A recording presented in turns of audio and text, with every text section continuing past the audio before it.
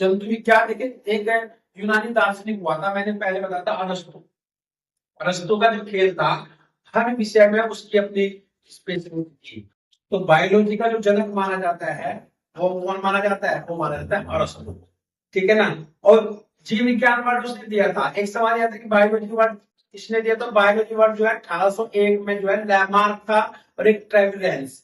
Lamarck कहाँ का था? फ्रांस का, और ट्रेविलेंस था जर्मनी का। उसने सर्वप्रथम बायोलॉजी का वर्ड दिया था 1801। भले जनक अरस्तु हो गया था, लेकिन ये वर्ड BIOLOGY, ये जो वर्ड दिया था, ये वर्ड दिया था लैमार्क और ट्रेविलेंस ने। उसके बाद अरस्तु ने इस पूरी बायोलॉजी को दो भागों में बांट दिया था, जंतु विज्ञान और वनस्पति विज्ञान में। जंतु विज्ञान जिसके अंतर्गत हम लोग जो है जंतुओं का अध्ययन करते हैं, वनस्पति विज्ञान जिसके अंतर्गत हम लोग वनस्पतियों का अध्ययन करते हैं। जंतु विज्ञान का जनक भी अरस्तु है।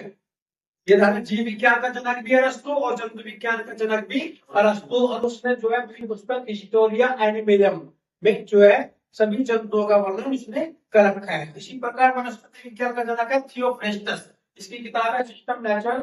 इसकी इस पुस्तक में जो है इसने सभी वनस्पतियों का वर्णन कर रखा है।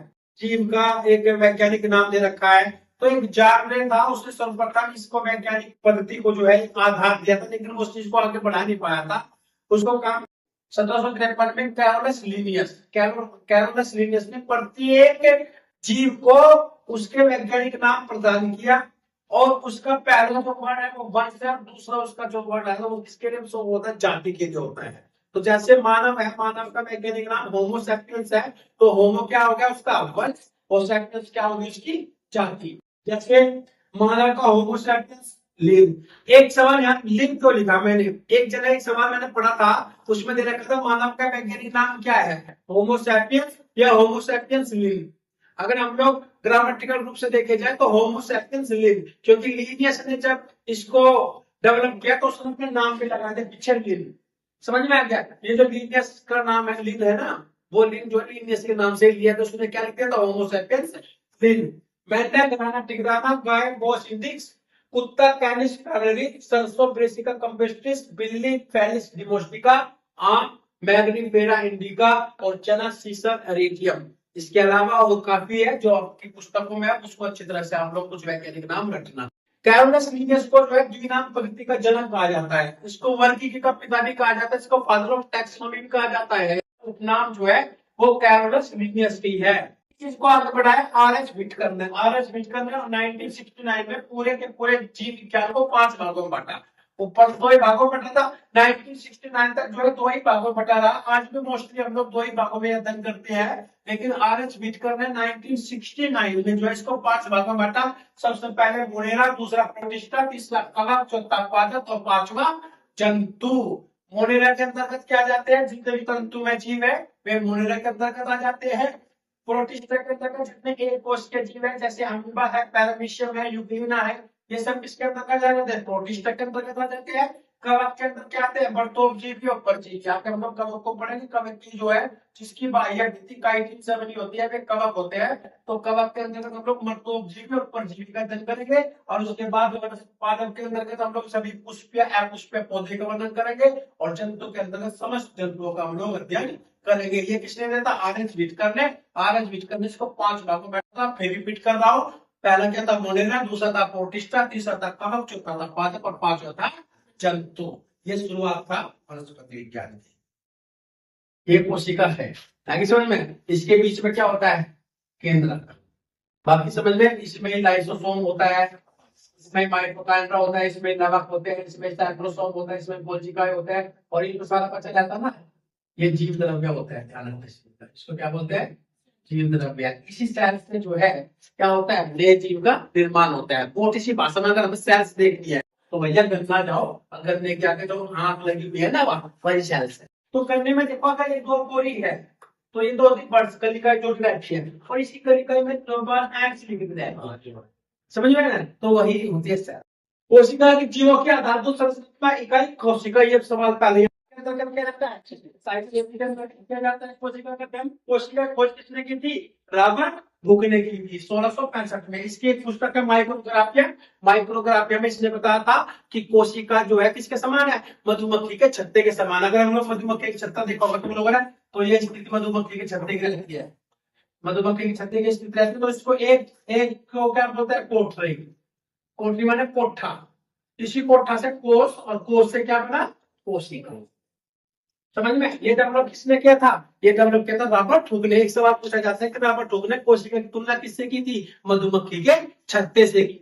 इसने कोशिका की खोज। ल्यूमेन ने 1665 में कोशिका के अंदर जो संगठन क्या होता है कि कोशिका के अंदर जो है लाइसोसोम होता है, कोशिका के अंदर गोल्गी होता है, सेंट्रोसोम होता है, लवक होता है, जीवद्रव्य होता है, माइटोकॉन्ड्रिया होता है। ये बात किसने बताई थी?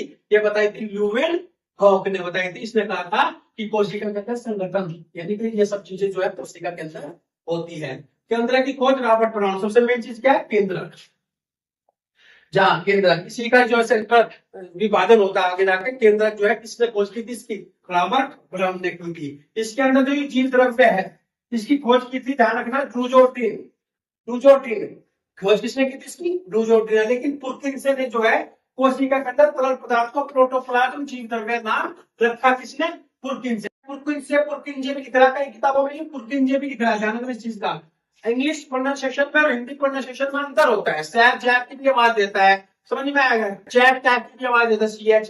तो प्रोनाउंसिएशन में थोड़ा अंतर होता है, उसका हम लोग को ज्यादा माइंड नहीं रखना।